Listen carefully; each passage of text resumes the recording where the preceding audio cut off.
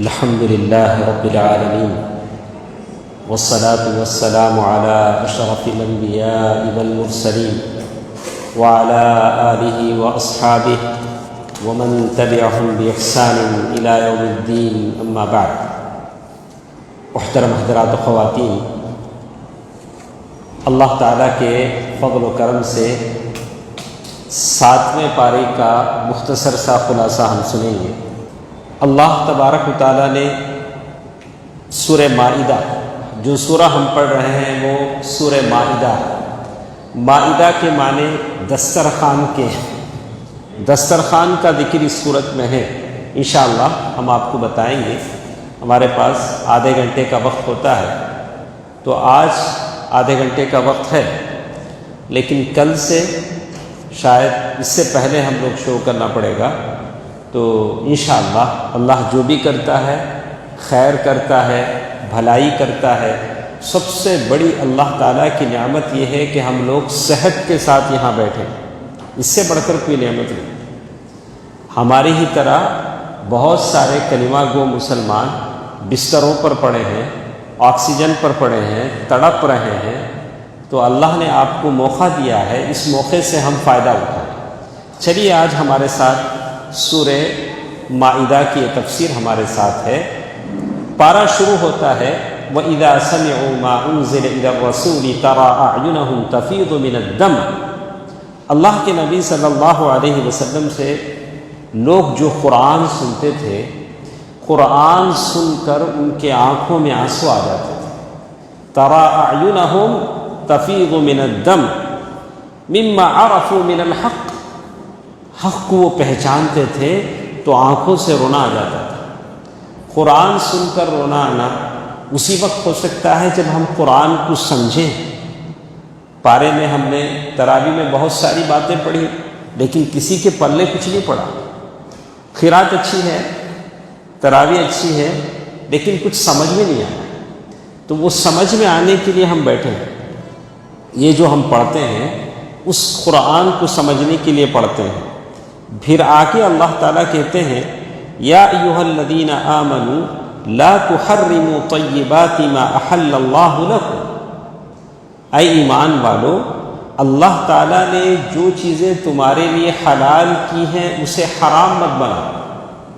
بہت سارے ہیں بولتے ہیں کہ میں گائے کا گوشت نہیں کھاتا. ہاں، گائے کا گوشت اللہ نے حلال کیا ہے، اللہ نے اسے حلال کیا، اسے اپنے اوپر کیوں حرام کرو؟ کوئی کہتا ہے میں مچھلی نہیں کھاتا، وہ بھی حلال ہے اسے. کوئی کہتا اللہ کے نبی صلی اللہ علیہ وسلم نے، اللہ کے نبی صلی اللہ علیہ وسلم کی بہت ساری بیویاں تھیں. کسی بیوی کے ہاں اللہ کے نبی صلی اللہ علیہ وسلم گئے تو بیوی نے آپ کو شہد دیا. اللہ کے نبی صلی اللہ علیہ وسلم نے شہد پیا. دوسری جو بیویاں تھیں ام المؤمنین عائشہ اور حفصہ، ان کو معلوم تھا کہ اللہ کے نبی صلی اللہ علیہ وسلم وہاں شہد پی کر آتے ہیں. تو دونوں نے منصوبہ بنایا، چلو ہم اللہ کے نبی صلی اللہ علیہ وسلم آئیں گے تو ایسے کہیں گے اللہ کے نبی صلی اللہ علیہ وسلم آپ کے منہ سے معافیر کی بو آتی. تو ایک بیوی نے کہا، اللہ کے نبی صلی اللہ علیہ وسلم نے سن لیا. اور ایک بیوی کے پاس گئے تو انہوں نے بھی یہی کہا. تو اللہ کے نبی صلی اللہ علیہ وسلم کو خیال آیا کہ میں نے چونکہ شہد پیا ہے، اس شہد میں وہ بو تھی، اس لیے میرے منہ سے بو آتی. تو اللہ کے نبی صلی اللہ علیہ وسلم نے کہا کہ میں شہد نہیں پیوں گا. یہ بات اللہ کو ناگوار گزری، اللہ کو پسند نہیں آئی. اللہ نے فوراً کہا یا، تو اللہ تعالیٰ نے وہی بات کہی وَكُلُوا مِمَّا رَزَقَكُمُ اللَّهُ حَلَالًا طَيِّبًا. جو محنت کی کمائی ہے اس سے کھاؤ، حلال کھاؤ، اس میں کوئی حرج نہیں. اس کے بعد ہم میں سے بہت سارے لوگ ہیں جو بار بار قسم کھاتے. قسم کون کھاتا؟ زیادہ قسم کون کھاتا؟ جھوٹا آدمی کھاتا. اسے اپنے بات پہ یقین رہتا نہیں. وہ سامنے والے کو یقین دلانے کے لیے کیا کرتا؟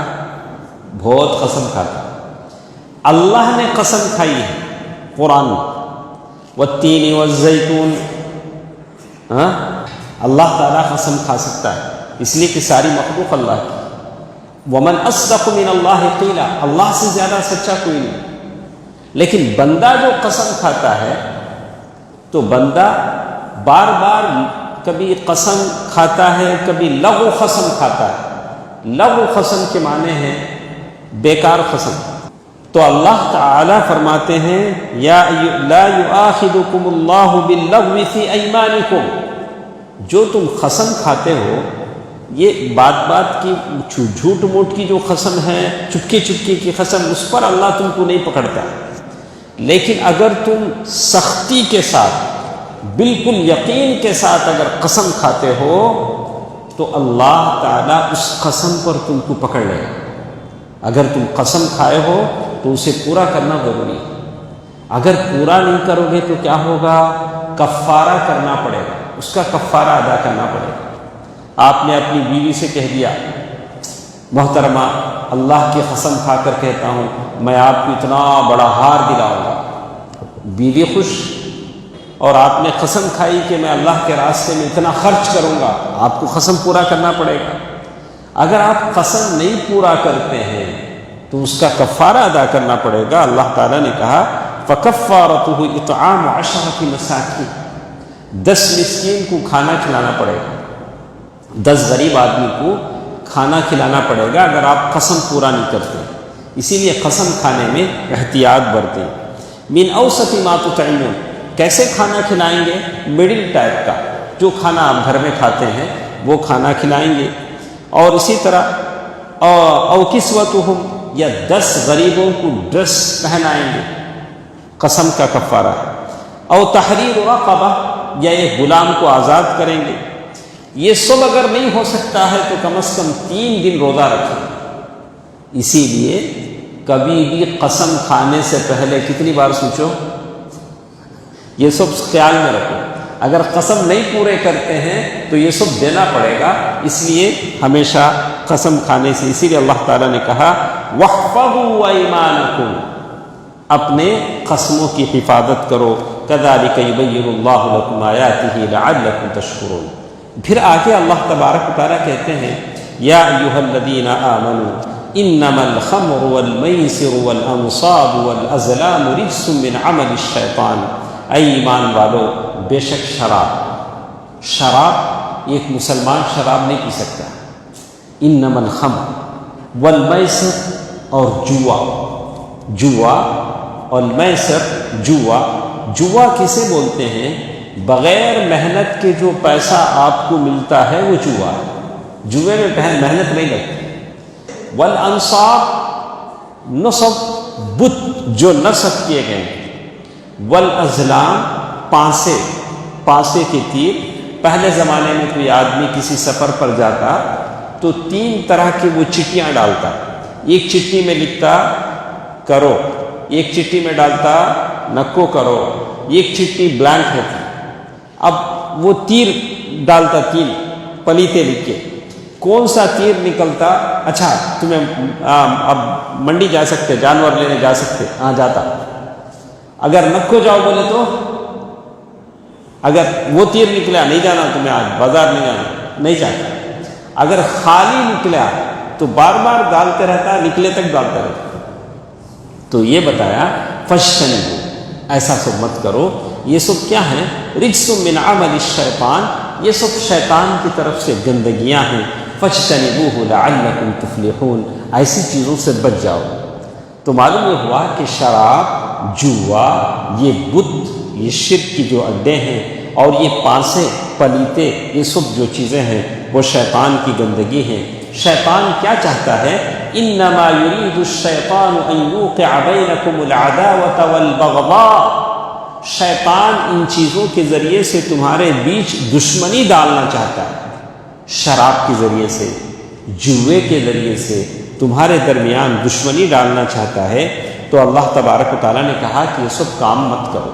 اس کے بعد اللہ تعالیٰ نے ایک اور بات بتائی، یا ایھا الذین آمنوا لیبلونکم اللہ بشیء من الصید تنالہ ایدیکم ورماحکم لیعلم اللہ من یخافہ بالغیب۔ اللہ تبارک و تعالیٰ یخافہ بالغیب کہا کہ اگر ایک آدمی وہ زمانے میں حالت احرام میں اگر ہو، حالت احرام میں کب رہتا ہے؟ جب حج یا عمرے کو جا رہا ہو، احرام کے کپڑے پہنے ہوں، تو اسے شکار کرنا منع ہے۔ پہلے چل کے جاتے تھے جھاڑیوں میں، جنگلوں میں، تو بھوک لگتی تھی، کوئی بھی جنگلی جانور ہے، ہرن ہے، کوئی بھی ہے، اس کو مارتے تھے، کھاتے تھے۔ کہا کہ حالت احرام میں ایسا نہیں کرنا ہے۔ اگر کسی حج یا عمرے پر جانے والے محرم کے لیے کوئی شکار کرتا ہے یا شکار میں کرنے میں وہ مدد کرتا ہے تو اس کے لیے وہ جانور حرام ہے۔ کوئی دوسرا شکار کر کے اس کو کھلاتا ہے تو جائز ہے۔ جیسے حدیث میں آتا ہے، صعب بن جثامہ ایک صحابی تھے، اللہ کے نبی صلی اللہ علیہ وسلم جاتے جاتے حالت احرام میں ان کے گھر کے پاس سے گزرے، تو ان کو لگا کہ اللہ کے نبی صلی اللہ علیہ وسلم میرے گھر مہمان بنیں گے، تو وہ بڑے اچھے شکاری تھے۔ انہوں نے جنگل میں دوڑ کے ہرن کو پکڑا، جنگلی گدھے کو پکڑا، شکار کر کے لائے، پکایا۔ بعض روایتوں میں آتا ہے کہ وہ زندہ تھا، اس کو اللہ کے نبی صلی اللہ علیہ وسلم کو ہدیہ کیا۔ اللہ کے نبی صلی اللہ علیہ وسلم بڑی محنت سے لایا ہوں، لیجیے۔ اللہ کے نبی صلی اللہ علیہ وسلم نے کہا کہ نہیں، کیا گزری نہیں، اتنا محنت کر کے جنگل میں دوڑ دھوپ کر کے جنگلی گدھے کو پکڑ کے لائے ہیں، اللہ کے نبی صلی اللہ علیہ وسلم کھائیں گے؟ اللہ کے نبی صلی اللہ علیہ وسلم کہہ رہے ہیں کہ میں نہیں کھاتا۔ بعد میں اللہ کے نبی صلی اللہ علیہ وسلم نے دیکھا کہ صعب بن جثامہ کا چہرہ بدل گیا، تو اللہ کے نبی صلی اللہ علیہ وسلم فرمایا کہ میں چونکہ حالت احرام میں ہوں، تم نے میرے لیے شکار کیا ہے، اس لیے میرے لیے جائز نہیں۔ اسی کو کہتے ہیں تقویٰ۔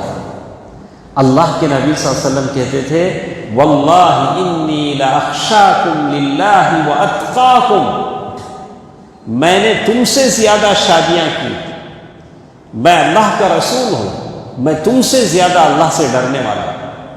اللہ کے نبی صلی اللہ علیہ وسلم ہم سے زیادہ متقی تھے، ہم سے زیادہ اللہ سے ڈرنے والے تھے۔ کیا فرق پڑتا تھا؟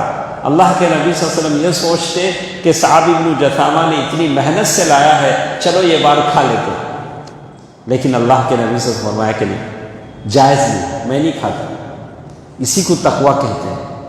اس کے بعد اللہ تعالیٰ نے کہا، احل لکم صید البحر، یہ جو حج یا عمرے پر جانے والے ہیں، زمین کا شکار تو وہ لوگ نہیں کر سکتے، لیکن سمندر کا شکار ان کے لیے حلال ہے۔ سمندر میں مچھلی پکڑ سکتے ہیں، سمندر کا جو بھی شکار ہے کر سکتے ہیں، جیسے اللہ تبارک و تعالیٰ نے کہا وَطَعَامُهُ مَتَاعًا لَكُمْ وَلِلسَّيَّارَةِ۔ تو شیخ ابن عثیمین رحمہ اللہ فرماتے ہیں وَطَعَامُهُ مَتَاعًا لَكُمْ، تو معلوم یہ ہوتا ہے کہ سمندر میں جو کچھ ہے وہ سب آپ کے لیے حلال ہے۔ تو آپ کبھی یہ سوال نہیں کر سکتے کہ وہ سمندر میں کیا ہوتا، وہ کیسے کیسے فش ہوتے ہیں، جلی فش ہے، یہ فش ہے، وہ فش ہے، جھینگا ہے، یہ ہے، یہ حلال وہ حلال نہیں۔ اللہ تعالیٰ نے کیا کہا، وَطَعَامُهُ مَتَاعًا لَكُمْ، سمندر میں جو کچھ بھی ہے وہ آپ کے لیے کیا ہے، حلال ہے۔ اب اس میں الگ الگ ڈویژن نہیں ہے، یہ حلال ہے وہ حلال ہے، وَطَعَامُهُ مَتَاعًا لَكُمْ۔ اور اللہ تبارک تعالیٰ حلت لنا المیتۃ، اللہ کے نبی صلی اللہ علیہ وسلم فرمایا کہ مچھلی اگر مر بھی جاتی ہے تو حلال ہے۔ والجراد، ٹڈی، چھڈے جو ہوتے ہیں، یہ چھڈے نہیں، وہ عرب میں ایک چھڈے ملتے تھے، کہا کہ وہ مر بھی جائیں تو وہ بھی کیا ہے آپ کے لیے حلال ہے، اللہ کے نبی صلی اللہ علیہ وسلم فرمایا۔ تو اسی طرح اللہ کے نبی پھر قرآن میں اللہ تعالیٰ کہتے ہیں یا ایھا الذین آمنوا لا تسألوا عن اشیاء ان تبد لکم تسؤکم۔ اللہ تعالیٰ نے اس پارے میں ایک بات اور ہمارے ساتھ بتائی کہ اے ایمان والو، ایسے سوال مت کرو جو تم پر ظاہر ہو جائے تو تم کو برا لگے۔ تو کوئی بھی سوال آپ کریں، اچھا سا سوال کریں۔ علماء سے سوال کرنے میں آدمی ذرا سوچ سمجھ کر سوال کرے۔ اللہ کے نبی صلی اللہ علیہ وسلم سے لوگ آتے تھے، سوال کرتے تھے، بولتے تھے کہ اے اللہ کے رسول، میرے ابا جنت میں ہیں جہنم میں ہیں۔ کیسا سوال ہے؟ اللہ کے نبی صلی اللہ علیہ وسلم سے سوال کر رہے ہیں، کہہ رہے ہیں کہ اللہ کے رسول، میرے ابا، ہمارے دادا جنت میں ہیں جہنم میں ہیں؟ تو اللہ تعالیٰ نے کہا کہ ایسے سوال مت کرو. اگر چلو مان لیتے ہیں کہ اللہ تعالیٰ کہہ دے کہ اس کا باپ جہنم میں ہے تو جواب سن کر اچھا لگے گا؟ تو اچھا نہیں لگے گا. اللہ تعالیٰ نے کہا یا ایھا الذین آمنوا لا تسألوا عن اشیاء تبد لکم تسؤکم وإن تسألوا عنها حين ينزل القرآن تبد لكم عفى الله عنها والله غفور حليم. اسی طرح کچھ اور باتیں اللہ تبارک و تعالیٰ نے یہاں بتائی ہیں. یا ایھا الذین آمنوا شہادۃ بینکم اذا حضر احدکم الموت، جب کسی کی موت کا وقت قریب آ جائے تو وہ وصیت کر سکتا ہے. در حقیقت یہ آیت تمیم الداری اور ایک صحابی جو ابھی مسلمان نہیں ہوئے تھے، کرسچن تھے، ان کے ساتھ ایک مسلمان سفر کر رہے تھے. وہ مسلمان کی موت کا وقت آ گیا، سب کاروبار کے لیے نکلے. تو آپ کو معلوم ہوا ہوگا کہ تمیم الداری رضی اللہ عنہ اور ایک صحابی اور بدیل نامی اور ایک مسلمان صحابی، دو کرسچن تھے ایک مسلمان تھے، کاروبار کے لیے نکلے. راستے میں یہ مسلمان صحابی بیمار ہو گئے. بیمار ہونے کے بعد ان کو لگا کہ اب میں مر جاؤں. انہوں نے کیا کیا، یہ دونوں کرسچن جو صحابی تھے تمیم داری، پہلے مسلمان نہیں ہوتے بعد میں مسلمان ہوتے، ان کو بلا کر نصیحت کی کہ دیکھو یہ میرا مال ہے، یہ میرا مال آپ لوگ رکھو، اب میری جان جانے والی ہے. نصیحت کیا. یہ لوگ کیا کیے، وہ مال میں سے ایک چاندی یا سونے کا جگ تھا، وہ جگ نکال کر بیچ لیے مارکیٹ میں، اور باقی سامان لا کے گھر والوں کے حوالے کر دیا. گھر والوں کو شک آیا کہ اس میں سے ایک جگ غائب ہے. تو وہ اللہ کے نبی صلی اللہ علیہ وسلم کے پاس آئے. اللہ کے نبی صلی اللہ علیہ وسلم نے ان لوگوں سے قسم دلوایا کہ عصر کے بعد تم لوگ قسم کھاؤ. عصر کے بعد کسی سے قسم دلایا جاتا ہے عصر کے بعد. کیوں؟ عصر کے بعد دن کا آخری حصہ بہت مبارک وقت ہوتا ہے. ایسے مبارک وقت میں اللہ کے نبی صلی اللہ علیہ وسلم نے اسے قسم دلوایا. تو یہ معلوم یہ ہوتا ہے کہ موت کے وقت آدمی وصیت کر سکتا ہے. کبھی آدمی چلا گیا اسی جگہ، کوئی اپنا نہیں ہے، اس کے پاس پیسے ہیں، مال ہے، کسی کو بلا کے وصیت کر دے سکتا ہے کہ اب میری زندگی کا آخری وقت ہے، یہ میرا مال فلاں لوگوں کو دے دیا جائے. تو ویسے آدمی مرنے سے پہلے وصیت کر سکتا ہے، اور اس کا وصیت کتنے میں جائے گا؟ والثلث خیر، پورے مال میں سے 1/3 حصہ اس کے وصیت پر جائے گا. آپ اچھی طرح سمجھیں. ایک آدمی دنیا سے جا رہا ہے، اس کے پاس بہت مال ہے. اب وہ چاہتا ہے کہ میں مر جاؤں گا تو پورا مال بچے لے لیں گے، اور وہ چاہتا ہے کہ اپنے مال میں سے تھوڑا کسی مسجد کو، مدرسے کو، کسی دعویٰ سینٹر کو دے دے. تو اسے حق ہے. وہ کتنا مال دے سکتا ہے؟ 1/3. یہ نہیں کر سکتا کہ میں مرے بعد میرا پورا مال فلاں مسجد کو دے دو. ایسا نہیں بول سکتا. کیوں نہیں بول سکتا؟ اس کی بیوی ہیں، بچے ہیں، ماں باپ ہیں. اگر وہ ایسا بولے گا بھی تو کتنا مال میں چلے گا؟ وہ 1/3. ویلڈ کتنے مال میں ہوگا اس کا وصیت؟ 1/3 مال ہی اس میں چلے گا، باقی مال بچوں میں تقسیم ہو جائے گا. تو اس کا بھی ذکر اس میں کیا گیا. اس کے بعد ایک اور چیز انشاءاللہ ہم لوگ ختم کر لیں گے. ایک اور چیز ہمارے ساتھ ہے عیسیٰ علیہ السلام کے بارے میں. اذ قال اللہ یا عیسیٰ ابن مریم اذکر نعمتی علیک وعلی والدتک.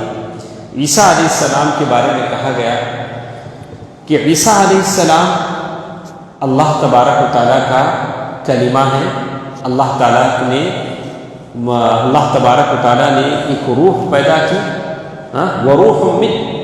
وہ روح پیدا کی، اور جبریل امین کے ذریعے سے مریم کے شرمگاہ میں انہوں نے اس کو پھونک مارا، اور عیسیٰ علیہ السلام بغیر باپ کے پیدا ہوئے.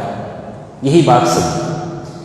اور عیسیٰ علیہ السلام اللہ کے نبی بنائے گئے، لیکن بڑے ستائے بھی گئے، لوگوں نے ستایا، تنگ کیا، اور آخر میں بادشاہ نے حکم دیا کہ جہاں بھی عیسیٰ علیہ السلام ملے ان کو پھانسی دے دی جائے۔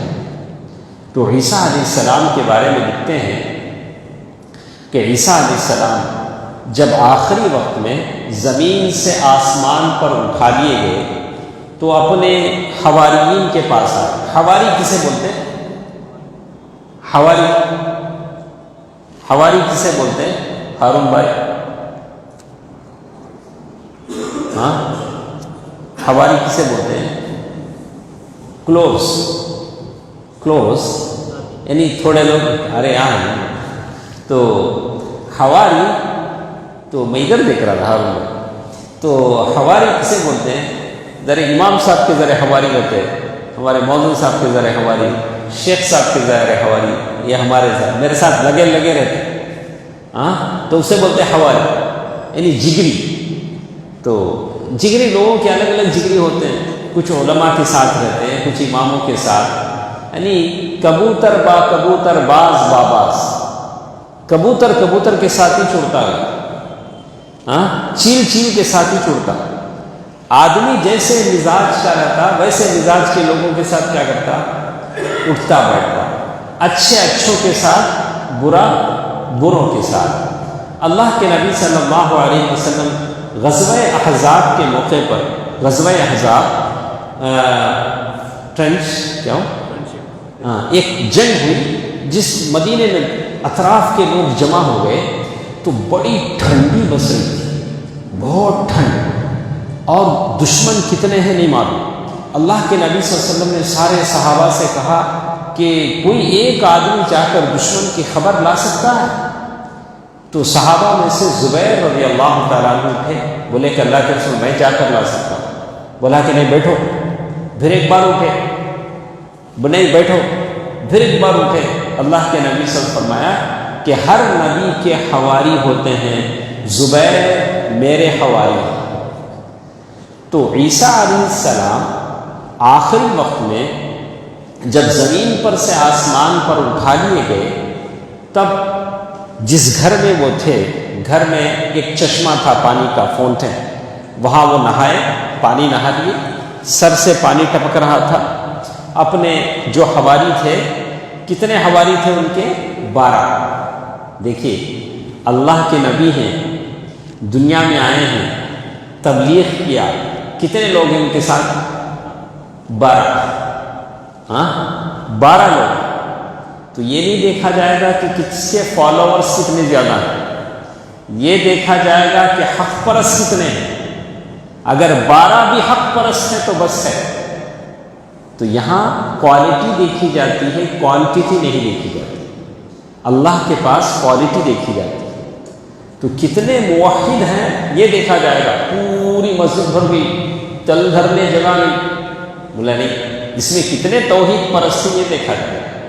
وہ 12 آدمی تھے۔ عیسیٰ علیہ السلام نے کہا کہ اے میرے حواری، جگری دوست، تم میں سے کون ایسا آدمی ہے کہ اللہ میری شباہت اس پر ڈال دے، یعنی میری شکل اللہ اسے دے دے اور اسے لوگ پکڑ کے لے جائیں گے، پھانسی دے دیں گے، اللہ کے پاس میرا مرتبہ اسے ملے گا۔ تو 12 ساتھیوں میں سے ایک اچھا نوجوان تھا، اس نے کہا کہ اے اللہ کے نبی، میں راضی ہوں کہ آپ کی شکل اللہ مجھے دے دے۔ عیسیٰ علیہ السلام نے کہا کہ بیٹھو۔ پھر وہ کھڑا ہوا، بولا کہ نہیں اللہ کے نبی، میں راضی ہوں کہ آپ کی شکل مجھے دے دے۔ دوسری مرتبہ کہا کہ بیٹھو، تیسری مرتبہ کہا کہ بیٹھو، پھر تیسری مرتبہ عیسیٰ علیہ السلام نے کہا کہ ٹھیک ہے، اللہ میری شکل تم کو دے دے گا۔ اس کے بعد کیا ہوا؟ اللہ نے عیسیٰ علیہ السلام کی شکل و صورت اس نوجوان کو دے دی، اور اس گھر کی چھت میں ایک سوراخ بنا، اس سوراخ سے عیسیٰ علیہ السلام اٹھا لیے گئے۔ جیسے ابن کثیر رحمہ اللہ لکھتے ہیں، روزن سنتے ہیں، روزن معلوم ہے، اردو میں بھی استعمال ہوتا ہے، بڑا روزن بن گیا، یہ عربی لفظ ہے۔ کہا کہ اس سے عیسیٰ علیہ السلام اوپر اٹھا لیے گئے، پھر دشمن گھر میں آئے، دیکھا کہ عیسیٰ علیہ السلام بیٹھے ہیں۔ وہ عیسیٰ علیہ السلام تھے؟ وہ کون تھے؟ وہ نوجوان تھا جس کو اللہ نے وہ شکل دی، اس کو لے گئے، لے جا کر اسے پھانسی دے دی اور دعویٰ کیا کہ ہم نے عیسیٰ علیہ السلام کو پھانسی دے دی۔ حالانکہ عیسیٰ علیہ السلام کو اللہ نے کہاں اٹھا لیا؟ آسمانوں پر اٹھا لیا، اور پھر قیامت کے قریب جامع دمشق میں المنارۃ البیضاء، سفید مینارے کے پاس فجر کی اذان کے بعد جب اقامت کہی جانے والی ہوگی، عیسیٰ علیہ السلام آسمان پر سے اتریں گے اور وہاں مہدی ہوں گے، امامت کرنے کے لیے تیار ہوں گے۔ عیسیٰ علیہ السلام سے کہیں گے کہ اللہ کے نبی آپ نماز پڑھائیے۔ عیسیٰ علیہ السلام کہیں گے کہ نہیں، اقامت تمہارے لیے کہی گئی ہے، تم نماز پڑھاؤ، تمہارے پیچھے میں نماز پڑھاؤں۔ تو یہ عیسیٰ علیہ السلام کی بات اللہ تعالیٰ نے کہی، وَإِذْ أَوْحَيْتُ إِلَى الْحَوَارِيِّينَ أَنْ آمِنُوا بِي وَبِرَسُولِي قَالُوا آمَنَّا وَاشْهَدْ بِأَنَّنَا مُسْلِمُونَ۔ اس کے بعد آخر میں ایک بات کا ذکر ہے کہ عیسیٰ علیہ السلام کے دوستوں نے عیسیٰ علیہ السلام سے کہا کہ اے عیسیٰ، اللہ سے دعا کرو کہ اللہ ہمارے لیے ایک دسترخوان نازل کرے آسمان سے۔ دسترخوان کہاں سے آنا؟ آسمان سے ایسا دسترخوان اترنا۔ تو عیسیٰ علیہ السلام نے پوچھا، کیا پوچھا؟ دیکھیے، عیسیٰ علیہ السلام نے پوچھا کہ قال عیسیٰ ابن مریم اللہم ربنا انزل علینا مائدۃ من السماء۔ 3 منٹ میں ہم ختم کر دیں گے۔ تکون لنا عیدا، تو 3 باتیں انہوں نے ذکر کی۔ آسمان سے اگر دسترخوان نازل ہوتا ہے تو ایک تو یہ ہوگا کہ ہم عید منائیں، پیٹ بھر کر کھائیں، رزق ملے گا۔ وآیۃ من، تمہاری طرف سے ایک نشانی رہ جائے گی۔ وارزقنا وانت خیر الرازقین، تو عیسیٰ علیہ السلام کا یہ مانگ ان کی تھی۔ تو عیسیٰ علیہ السلام نے کہا قال اللہ انی منزلها علیکم، اللہ تو کہتا ہے کہ ہاں دسترخوان آئے گا۔ دسترخوان آنے کے بعد اگر کوئی نہیں مانے گا تو کیا ہوگا؟ فمن یکفر بعد منکم فانی اعذبہ عذابا لا اعذبہ احدا من العالمین، ایسا عذاب دوں گا کہ دنیا میں کسی کو ایسا عذاب نہیں دیا جائے گا۔ تو اب یہ سوال یہ ہے کہ کیا دسترخوان آیا تھا؟ تو بعض علماء کہتے ہیں کہ دسترخوان آسمان سے اللہ نے نازل کیا تھا۔ امام قرطبی، امام تفسیر ابن کثیر وغیرہ کہتے ہیں۔ بعض کہتے ہیں کہ نہیں، نازل نہیں ہوا۔ جب اللہ نے کہا کہ بڑا سخت عذاب دے گا تو حواریین نے کہا کہ ہمیں دسترخوان کی ضرورت نہیں ہے۔ انشاءاللہ کچھ باتیں کل کے درس میں ہمارے ساتھ رہیں گی۔ اتنی باتیں آج کے اس جز میں ہمارے ساتھ کافی ہیں۔ اللہ جو کچھ ہم سنتے ہیں قرآن کو ہمارے لیے ہدایت کا باعث بنائے۔ اللہ تعالیٰ خبر میں ہم تمام کے لیے قرآن کو سفارشی بنائے، آمین۔ والسلام علیکم ورحمۃ اللہ وبرکاتہ۔